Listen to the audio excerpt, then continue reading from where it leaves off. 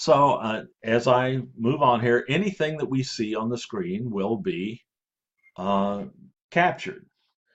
So if I want to say, um, oh, let's pull up Word here. And let's say we're not doing high level work today. Let's say we want to show someone how to underline in Word. Well, first we got to have something typed.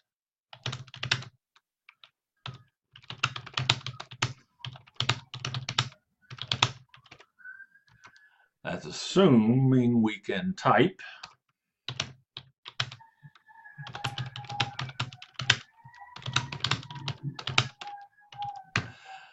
I subject you to my typing only to show you that everything is captured as you do it, so they can see whatever you're doing on the screen.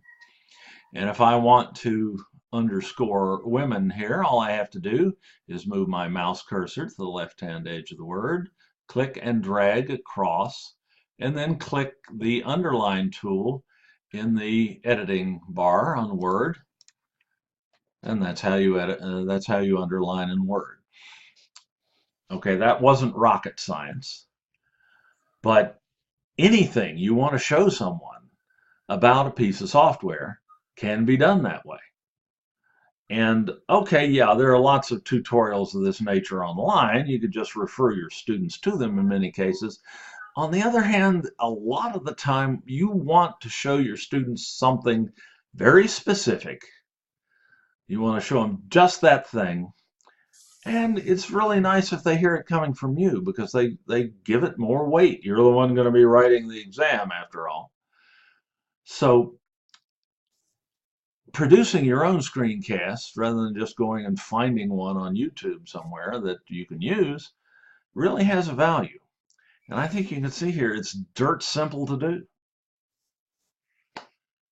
So we can keep this going. And since I've paid the $1.50 this month, I can keep going indefinitely. Resist that temptation if you can. I'm up to almost 3 minutes here. That's plenty long enough. To stop the recording temporarily, I just click, and you'll note from the timestamp down here that now I'm recording again. So I can record a